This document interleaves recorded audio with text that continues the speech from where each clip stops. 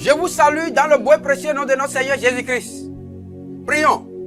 Seigneur éternel Dieu, nous voulons te dire merci pour ton amour, ta faveur, ta grâce dans notre vie. Nous te bénissons pour l'opportunité que tu nous donnes encore de poursuivre ce message.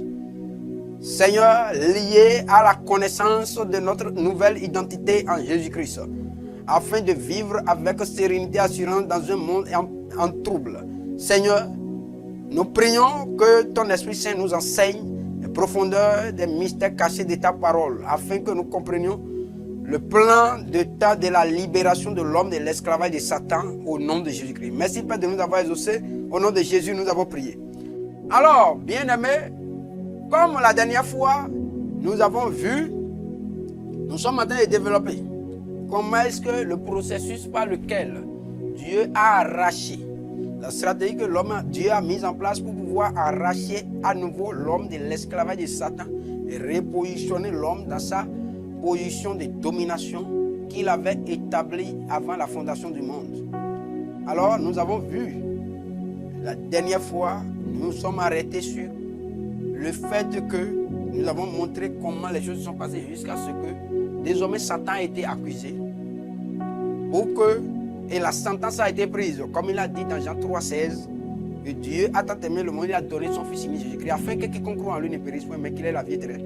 La sentence était prise en sorte que pour dire à Satan, avant, à cause du péché de l'homme, tous les hommes, tu avais le pouvoir sur tous les hommes. Tu les maintenais dans ton esclavage. Mais à partir du moment où tu as tué l'homme nouveau, Jésus-Christ, qui n'a jamais commis de péché, et donc il ne méritait pas la mort parce qu'il n'a pas commis de péché. C'est ceux qui ont péché qui méritent la mort. Et lui ne méritait pas la mort et tu l'as tué. Alors, et que tu n'as pas pu lui redonner la vie pour rétablir la justice, mais que c'est moi-même qui l'ai ressuscité dans les morts, je prends la décision désormais pour dire, j'ai accepté parce que j'avais le pouvoir de t'empêcher de tuer mon fils unique. Mais si j'étais laissé le tuer, voici ce pourquoi j'étais laissé le tuer, toi Satan. Et si tu savais ce pourquoi je t'avais laissé tuer Jésus, tu n'allais jamais le tuer. C'est ça, il nous explique. Dans 1 Corinthiens 2. 1 Corinthiens 2, verset 8, il dit, sachez qu'aucun des chefs de ce siècle n'a connu, car s'il l'eût connu, il n'aurait pas crucifié le Seigneur de gloire. Alors, donc Dieu disait à Satan, alors, si tu avais connu ce pourquoi, je t'ai laissé, si tu connaissais mon plan, pour lequel j'avais envoyé Jésus, si tu connaissais le plan, tu n'allais jamais tuer Jésus. Mais voilà ce pourquoi je t'avais laissé le tuer. Parce que moi, Dieu, j'ai le pouvoir de t'empêcher de le tuer. Mais comme je t'ai laissé le tuer, quoi qu'il n'a pas commis de péché pour mériter la mort, je t'ai laissé le tuer, tout simplement. Donc je l'ai livré en tes mains, tout simplement, pour que quiconque, n'importe quel homme sur cette terre désormais, croit en lui, croit que c'est à cause de lui, à cause de ses péchés que Jésus a été jugé à sa place. Quiconque reconnaît désormais que c'est Jésus-là qui est le sacrifice expiatoire, s'il reconnaît que, au lieu que ce soit lui l'homme qui a péché là, qu'il soit jugé pour aller en enfer, tout homme qui reconnaît désormais que c'est en lieu et place de lui que Jésus est mort, que Jésus a été condamné, donc Jésus a été utilisé comme rançon. Quiconque reconnaît désormais que Jésus a été la rançon donnée par Dieu pour sauver l'homme de l'esclavage de Satan, de la condamnation éternelle, de l'enfer, toi Satan, tu n'as plus de pouvoir sur cet homme. Et pourquoi il dit dans Jean 3,7, afin que quiconque croit en lui, en Jésus, ne périsse point, mais qu'il ait la vie éternelle. Alors, à partir de cet instant, quelque chose d'extraordinaire s'est passé. Ça veut dire quoi? Désormais, le chef de tous les hommes, absolument, désormais c'est Jésus-Christ. De tous les hommes. Dieu venait de réaliser un exploit extraordinaire. Dieu venait de marquer un coup fort. Dieu venait de marquer un but terrible à Satan. Non, Satan ne peut jamais s'en remettre. Alors, ce but c'est quoi? Désormais, Satan n'a plus le pouvoir absolu sur les hommes. Il n'aura désormais de pouvoir que sur quiconque. Parce que Dieu a dit quoi? Dieu a dit quiconque croit en Jésus ne puisse plus périr, mais qu'il ait la vie éternelle. Ça veut dire quoi? Désormais, Satan commence à trembler. Tout simplement que, pourquoi? Parce qu'il sait qu'il a perdu tout pouvoir. C'est fini. Regardons dans Apocalypse au chapitre 12. Regardons Apocalypse au chapitre 12. La guerre là où la guerre s'est terminée. Apocalypse 12. Voici maintenant. Verset 10. Et j'entendis dans le ciel une voix forte qui disait, maintenant, le salut est arrivé. Vous voyez? Le salut est arrivé. Et la puissance, et le règne de notre Dieu, et l'autorité de son Christ. L'autorité de son Christ, Jésus. Vous voyez? C'est pourquoi il dit tout pouvoir m'a été donné. Désormais, Satan n'a plus de pouvoir sur les hommes, à condition que ces hommes-là donnent leur vie au Seigneur Jésus-Christ, croient au Seigneur Jésus-Christ. Mais celui qui refuse de croire au Seigneur Jésus-Christ, Jésus lui-même a dit dans Jean 3, verset 16, il dit, verset 17 d'abord il dit, Dieu, en effet, Dieu n'a pas envoyé son Fils dans le monde pour qu'il juge le monde, mais pour que le monde soit sauvé par lui. Vous voyez, c'est le plan de Dieu qu'il a établi et qu'il avait annoncé depuis Genèse 3, qu'il a accompli suivant le processus qu'il vient de vous décrire. Et maintenant, il dit, celui qui croit, verset 18 de Jean 3, il dit, celui qui croit en lui n'est point jugé. Il ne sera plus jugé. Parce que quoi? Il dit quoi? Dans Jean 1, il dit quoi? Il dit que Jésus est venu avec quoi? Avec la grâce. Ça veut dire quoi? Avant, tout homme à cause du péché doit aller devant le tribunal. Doit passer par le tribunal suivant une loi. Parce que devant chaque tribunal, il y a une loi qui doit être utilisée pour juger. Mais la loi qui est utilisée devant le tribunal de Satan, et devant ce tribunal qui est le grand trône blanc qu'on va, parce que Satan pour tuer les gens ici, il a son tribunal devant lequel il fait passer les gens. Il doit faire passer ton dossier là-bas d'abord. Vous voyez, tu as péché, on va sortir la loi là. La loi s'appelle quoi? La loi du péché et de la mort. Regardons Romains, avant de venir dans Apocalypse, regardons dans Romains au chapitre 8. Il dit quoi? Romains chapitre 8. Il dit verset 2. En effet, la loi de l'esprit de vie en Jésus-Christ m'a affranchi de la loi du péché et de la mort. Donc, tous les hommes à partir d'Adam étaient sous la loi du péché et de la mort. Donc tu pèches, tu meurs. C'est pourquoi Satan, comme il sait que tu pèches, tu meurs, il va pour tuer quelqu'un, il va amener son dossier devant son tribunal et il va actionner la loi là. On va fouiller ces dossiers. Vous voyez, il y a tout, la Bible dit tous sont péchés, ils sont privés de la gloire de Dieu. Donc, il sait que ils sont des pécheurs. Donc il prend le dossier de quelqu'un, il vient, il sort ses péchés là, qu'il a commis, il dit bon, vous voyez, non, il a commis tes péchés, il ment, il vole, il fait ceci, cela, il cherche femme de tout, il fait ceci, tuez-le. Donc, et il va le tuer. Il s'était sous la loi du péché de la mort. Donc il les fait passer devant son tribunal pour les tuer, physiquement. Et après, maintenant, il y a le jugement du grand trône blanc. Devant ce tribunal, maintenant, tous les hommes qui n'ont pas donné leur vie au Seigneur Jésus-Christ vont passer devant ce tribunal. C'est pourquoi Jésus va dire dans Jean, au chapitre 3, il dit quoi? Verset 18. Celui qui croit en lui n'est point jugé, mais celui qui ne croit pas est déjà jugé. Donc ceux qui ne croient pas maintenant seront jugés. Et après, il y aura la seconde mort. Ceux-là vont participer à la seconde mort. C'est ce que la Bible appelle dans Apocalypse 21. La seconde mort, c'est quoi? C'est l'étang ardent de feu. Apocalypse 21, verset 8, dernière partie dit, et tous les menteurs les passera dans l'étang ardent de feu, ce qui est la seconde mort. Ce qui est la seconde mort, c'est l'étang ardent de feu. Alors, donc, c'est là-bas ils seront jetés. Tous ceux qui ne croient pas au Seigneur Jésus. Mais désormais, ça veut dire quoi?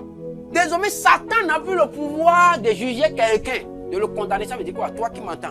Les sorciers, les féticheurs, les enchanteurs, les magiciens n'ont plus le pouvoir de t'envoûter. L'envoûtement va marcher sur toi.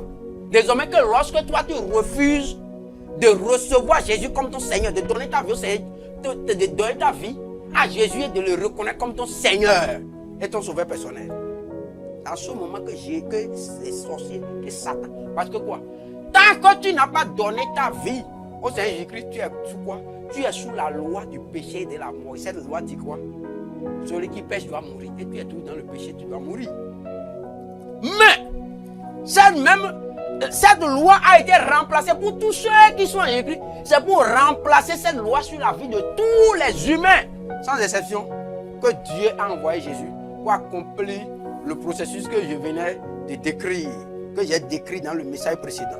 Alors, ce processus étant accompli désormais, personne ne peut... Tu as le choix. Vous voyez, comme dans le jardin d'Éden, il y avait deux arbres au milieu. Il y a l'arbre de la vie et l'arbre de la connaissance du bien et du mal. Mais Adam et Ève ont laissé l'arbre de la vie au lieu de manger. L'arbre de la vie était le symbole de Jésus, de croire au Seigneur Jésus-Christ, de donner sa vie au Seigneur Jésus-Christ. Mais l'arbre de la connaissance du bien et du mal, C'est l'âme de dire non, je n'ai pas besoin de dire je suis fort, je vais réfléchir moi-même. Donc on cherche les solutions soi-même en allant chez féticheur, en allant ici et là, en allant, on adore l'eau, on adore les arbres, on adore le fer, on adore ceci et là. Ça, c'est la lame de la connaissance du bien et du mal, ça. C'est l'âme de la mort. C'est l'âme de la mort. Celui qui refuse de croire au Seigneur Jésus-Christ. Alors à partir de cet instant, tu ne peux plus être, Satan ne peut plus te maudire, t'envoûter par les soins au travers des sorciers, des féticheurs, que lorsque tu as refusé. Parce que Satan n'a plus de pouvoir sur ceux qui ont donné les vieux Seigneur. Il a perdu tout pouvoir. C'est terminé. Et c'est pourquoi il va dire dans Apocalypse 12. Car il a été précisé, verset 10. Et la puissance et le règne de notre Dieu et l'autorité de son Christ, car il a été précipité l'accusateur de nos frères. Satan ne peut plus t'accuser. Il a été descendu de là-bas, ces tribunaux, parce que Jésus, en réalité, a été, la loi désormais dit que Jésus a été jugé. Quiconque croit au Seigneur Jésus-Christ, Jésus devient le sacrifice expiatoire, la rançon pour celui-là. Ça veut dire quoi? Ça veut dire que, au lieu que je sois ce que la personne, toi qui m'entends, peut-être que tu t'appelles Jacques Moïse, je ne sais pas comment tu t'appelles Jacqueline, toi qui m'entends là, si tu donnes ta vie au Seigneur Jésus-Christ, qu'est-ce qu'il est en train de dire? Il dit que tous tes péchés que tu as commis là, pour lesquels tu devais juger devant le tribunal de Satan, non devant le tribunal des sorcières, pour qu'ils puissent te tuer là, t'envoûter, te tuer là. Tous ces jugements, tous ces péchés là, Jésus a déjà subi ces jugements là, en lieu et place de toi. C'est pourquoi on l'a amené chez Pilate, on l'a condamné, alors qu'il n'avait pas commis de péché. Donc, c'est un péché que toi tu commets là. C'est pour ce péché que Jésus avait été jugé. Et vous savez, en droit, il y a ce qu'on appelle l'autorité de la chose jugée. L'autorité de la chose jugée veut dire quoi? Une faute, une infraction, un péché qui a été jugé devant un tribunal, pour lequel une décision définitive a été prise. Cette même faute ne peut pas revenir encore devant la même cour pour être jugée. Ça sera devant une autre cour. Peut-être autrement constituée ou une cour supérieure, c'est-à-dire une cour d'un rang supérieur. Ça veut dire quoi? Jésus a été jugé déjà devant les tribunaux de Satan. À ta place. Ça veut dire quoi? Tes fautes là, tes péchés que tu as commis là, tu donnes ta vie au Seigneur Christ. Ces péchés ont été déjà jugés devant les tribunaux de Satan. Donc devant les tribunaux des sorciers, devant les tribunaux de Mamuata, des régnissières et des cours de tous les vestisseurs. Tes péchés ont été déjà jugés. En sorte que, puisque tu as donné ta vie au Seigneur Christ, en sorte que tu ne peux plus, les sorciers ne peuvent plus amener tes dossiers devant les tribunaux pour dire qu'ils veulent te juger. Non, ces tribunaux ne sont plus compétents. Il y a l'autorité de la chose jugée. Toi qui m'entends, tu dois croire, tu dois comprendre ça maintenant. Et si tu as donné ta vie au Seigneur Christ, ça c'est une loi sur laquelle tu dois te baser maintenant ou te lever pour dire, à cause de l'autorité de la chose jugée, je ne peux plus être jugé. Parce que je ne suis plus. Et vous savez, devant chaque tribunal, il y a une loi. Devant les tribunaux de Satan, comme je vous ai dit, c'est la loi du péché et de la mort. Mais devant le tribunal, quand Jésus t'a racheté maintenant, il nous a franchi sur la base de quoi?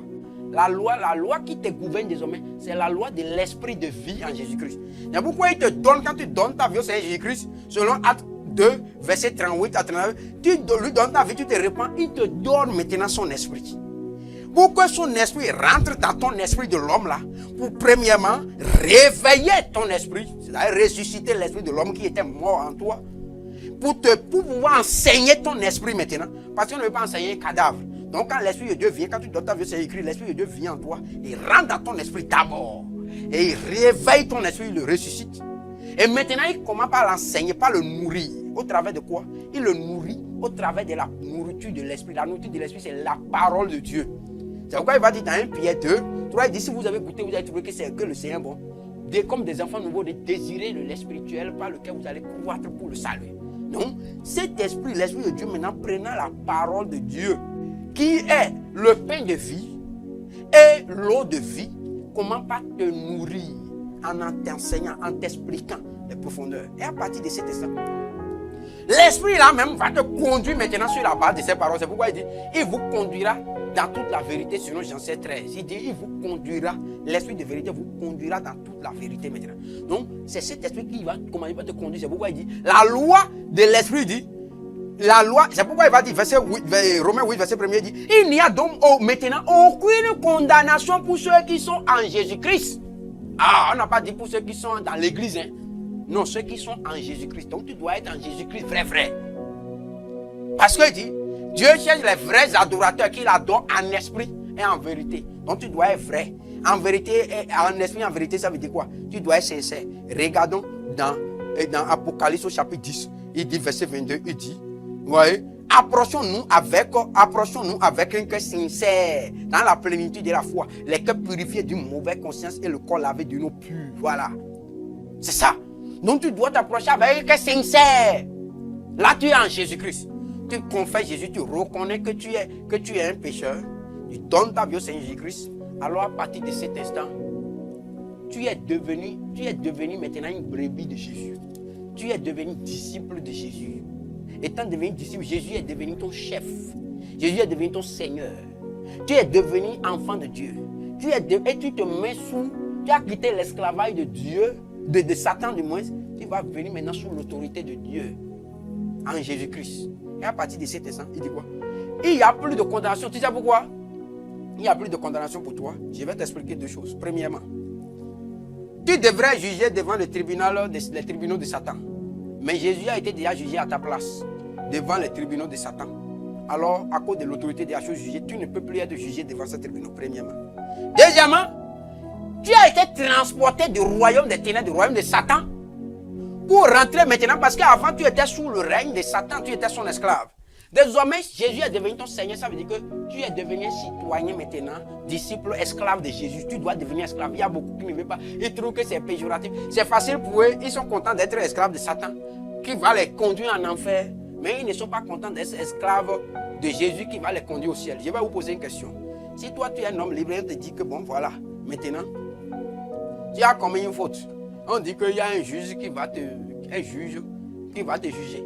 Et ce juge-là, lui, s'il va te juger, la sentence que mérite ta faute là, c'est une prison à perpétuité. Ça veut dire que même après ta mort, tu vas rester en prison jusqu'à mourir, tu meurs, on va t'enterrer et on va enchaîner la tombe. C'est ça la prison à perpétuité. C'est différent de la prison en vie à vie. Ça veut dire que tu restes en prison jusqu'à ce que tu meurs en prison. Tu meurs en prison, bon c'est fini. Le jour où tu meurs, ta prison est terminée, on remet ton corps à tes parents. Mais prison à perpétuité, ça veut dire que même dans la tombe là, tu continues d'être prisonnier.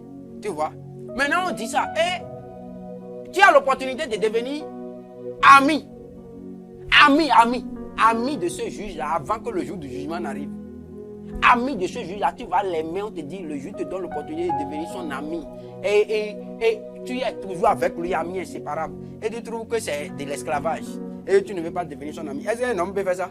Non. Aucun homme ne ferait ça. Mais voilà ce que beaucoup de gens font.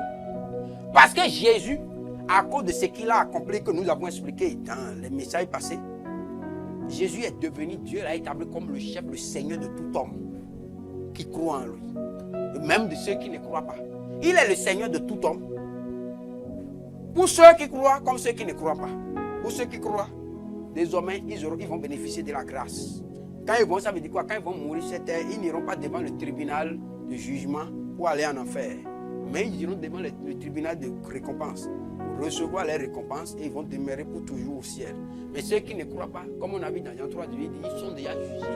Et ils iront devant le tribunal de jugement pour être jugés. Et ils iront à la seconde mort, l'enfer. Alors, à partir de cet instant, donc il y a l'autorité déjà premièrement.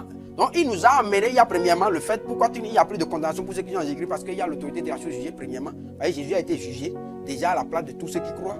Deuxièmement, il nous a transporté du royaume de Satan pour nous amener dans son royaume. Ça veut dire quoi? Ça veut dire que un citoyen du Bénin, vivant au Bénin, ne veut pas être jugé quand même par un tribunal togolais. Non. Donc désormais tu es dans, même si tu es sur la terre, tu n'es plus dans le royaume de Satan. Tu es dans le royaume de Dieu. Donc tu es enfant de Dieu vivant dans le royaume de Dieu.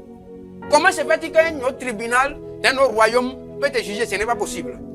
Donc c'est la deuxième raison pour laquelle Satan ne veut pas te juger. Troisième raison est que devant chaque tribunal, il y a une loi. Il faut se baser sur une loi pour juger quelqu'un. Quelqu'un qui vit sur la loi, quelqu'un qui est sous la loi béninoise par exemple, ou bien, vous voyez par exemple, les militaires ont les lois, c'est pourquoi il y a le tribunal militaire. Quelqu'un qui est un civil, qui commet une faute civile, on ne veut pas aller le juger sur la base d'une loi militaire devant un tribunal militaire. Parce que la loi qui est en vigueur devant un tribunal militaire n'est pas la même loi qui est en vigueur devant un tribunal civil. Vous voyez. Donc, la loi qui prévaut sur ceux qui n'ont pas reçu Jésus s'appelle la loi du péché et de la mort. Mais ceux qui ont reçu Jésus, c'est la loi de l'esprit de vie en Jésus-Christ. Voilà la troisième raison qui font que Satan ne peut pas t'accuser. Ça veut dire quoi? En bref, il y a plein de choses encore à vous dire. Mais ça veut dire simplement que lorsque tu es en Jésus-Christ, Satan ne peut plus te condamner. Pourquoi? Parce que tu n'es plus sous son esclavage, il n'a plus l'autorité sur toi. Tu n'es plus dans son royaume.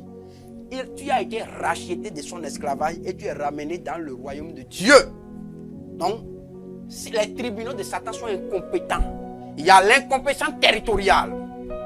Il y a l'incompétence légale. C'est-à-dire la loi, tu n'es plus sous la loi, tu n'es plus sous le royaume de Satan, non sous le règne de Satan, premièrement. Deuxièmement, tu n'es plus sous la loi du péché et de la mort, mais tu es sous la loi de l'esprit de vie en Jésus-Christ. Donc tu n'es plus sous la loi de Satan.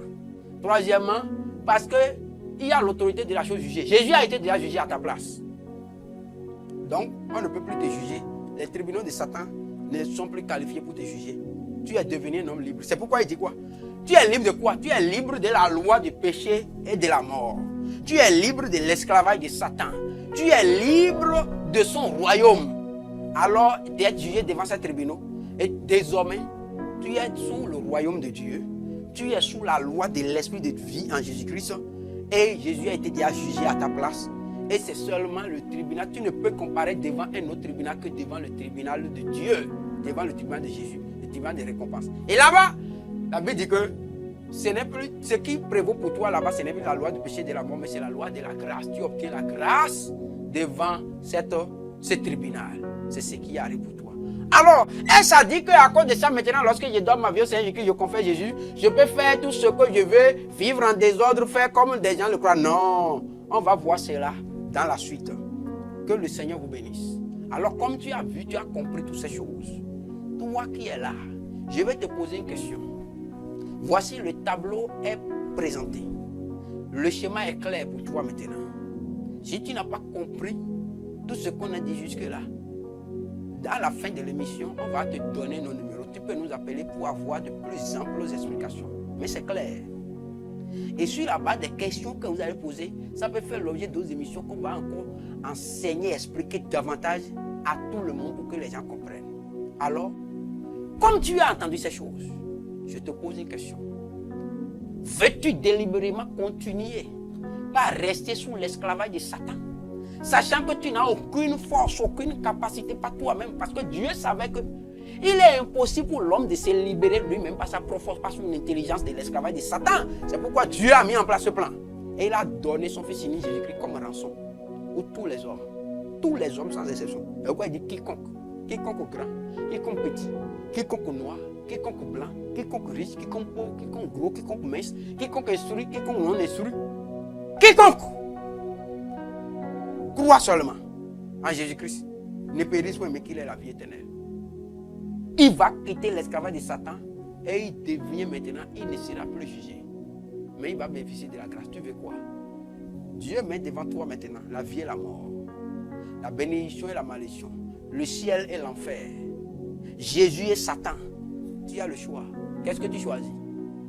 Alors si tu choisis, moi je te conseille. C'est pour ça que nous sommes là. Où te dis-tu, il est impossible pour toi de te libérer du péché, de l'esclavage de Satan par ta propre force. Donc impossible pour toi de te libérer de l'enfer. Tes œuvres que tu fais là, tu peux faire au monde jusqu'à donner ta chair à manger aux hommes. Tu iras en enfer. Ça ne te garantit pas du ciel. Tu iras en enfer parce que tu es un pécheur. Tes aumônes ne vont pas enlever le péché. Parce que le péché est dans ton sang avant que tu ne naisses. Le péché est dans tes chromosomes, est dans tes gènes, dans tes ADN. Et tu vas mourir avec ça. Si tu mets avec ces foutus, tu iras en enfer. La seule chose que tu as fait est donner ta vie au Seigneur Jésus-Christ. Et il va enlever l'ancienne nature. Et il va te donner sa nature, la nature de Dieu. Il te donne la nature de Dieu. Il te donne alors, qu'est-ce qu'il va te donner? Il te donne alors la vie de Dieu. C'est pourquoi il dit, Dieu a tant aimé, c'est pourquoi Dieu a tant aimé le monde entier qu'il a donné son fils unique, Jésus-Christ, afin que quiconque croit en lui ne périsse pas, mais qu'il ait la vie éternelle. La vie éternelle, c'est la vie de Dieu parce que c'est Dieu seul qui est éternel. Toutes ces choses dans lesquelles tu mets ta confiance sont éphémères. Le poste que tu as aujourd'hui est éphémère. Le pouvoir que tu as éphémère. L'argent que tu as éphémère. La femme que tu as éphémère. Le mari que tu as éphémère. Le corps que tu entretiens aujourd'hui, tu vois que c'est beau. On dit que tu es beau, tu es belle. C'est éphémère. Sa beauté est éphémère. La Bible dit clairement, regardons dans 1 Pierre au chapitre 1. Regardons ce qu'il dit du corps. Ça va pourrir. Regarde. 1 Pierre 1. Et dit quoi? Verset 24. Car toute chair est comme l'herbe. Toute chair est comme l'herbe. Et toute sa gloire comme la fleur de l'herbe. Tu vois la beauté que tu es en train de vanter là, de ce corps, la fraîcheur. Il dit que tu es jeune. Il dit, sa beauté et toute sa gloire est comme la fleur de l'herbe. L'herbe sèche et la fleur tombe. L'herbe sèche, sa beauté est éphémère. Elle va passer. Cette jeunesse, cette vigueur est éphémère. Elle va passer. Tu construis ça, ça ne va pas te sauver. Il dit, mais la parole du Seigneur demeure éternellement. Et c'est cette parole est celle qui vous a été annoncée par l'évangile. Et cette parole que je vous annonce. C'est cette parole que je vous annonce. Alors, quel est ton choix? Quel est ton choix? Comme tu entends ça. Alors, je t'invite à faire le bon choix. Le bon choix, c'est quoi? Le bon choix, c'est de donner ta vie au Seigneur Jésus-Christ. Et si tu es prêt, pour que tu sortes de l'esclavage de Satan, si tu es prêt, là où tu es, baisse la tête, maintenant nous allons prier. Tu vas répéter après moi. Tu vas rentrer dans un esprit de repentance et que pénitent maintenant, en pensant à tes péchés et en les regrettant. Et c'est ça qui t'a mis sous l'esclavage de Satan et tu as tout fait pour t'en débarrasser, mais tu n'y arrives pas. Maintenant, l'occasion t'est offerte. Baisse la tête alors, là où tu es, et nous allons prier. Si tu es prêt à croire au Seigneur Jésus, à donner ta vie au Seigneur Jésus, à le reconnaître comme ton Seigneur sauveur personnel, prie, répète après moi. C'est toi qui parles à Dieu. Seigneur Jésus, je reconnais que je suis un pécheur. Je sais que je suis sous l'esclavage de Satan. Je sais que cet esclavage qui est le péché, son salaire c'est la mort. Non seulement la mort du corps, mais la mort éternelle de l'âme et de l'esprit dans la géhenne. Je ne veux pas aller là-bas. Mais je n'ai pas la force de me libérer de cet esclavage. C'est pourquoi, à la suite de cet enseignement, j'ai compris maintenant l'opportunité que tu m'offres. Je viens vers toi alors Jésus, pour saisir cette opportunité. Je me répands de tous mes péchés. Lave-moi de tous mes péchés par ton sang. Jésus, je te reçois, je t'accepte dans ma vie, comme mon Seigneur et mon sauveur personnel. Rentre alors dans ma vie, rentre dans mon cœur, dans mon esprit, dans mon âme. Active la loi de l'esprit de vie en toi, Jésus, dans ma vie, dans mon esprit. Que cette loi dirige désormais ma vie. Je renonce alors à Satan et à ses œuvres. Je prends l'engagement de te suivre, étant dirigé par ton esprit. Sois mon Seigneur, mon sauveur personnel pour tout le reste de ma vie. Mets l'amour de ta parole dans mon cœur et que ton esprit m'enseigne la profondeur de ta parole pour faire croître ma foi chaque jour. Merci de me conduire à faire désormais l'œuvre pour laquelle tu m'as appelé. Et qu'à la fin, tu puisses me dire, bon fidèle serviteur, entre dans la joie de ton maître. Merci de m'avoir exaucé. Au nom de Jésus-Christ. Amen. Que le Seigneur vous bénisse. Seigneur, Dieu, je vais te dire merci pour la vie de tous ceux qui ont écouté ce message, qui t'ont donné la vie. Soutiens-les, fortifie-les. Lave-les par ton sang de tous les péchés. Et maintenant, mets ton esprit dans leur esprit pour les diriger, les conduire sur la voie du ciel, sur la voie de la vie éternelle, étant des pèlerins vers le ciel, vaillamment avec toi, au nom de Jésus-Christ. Amen.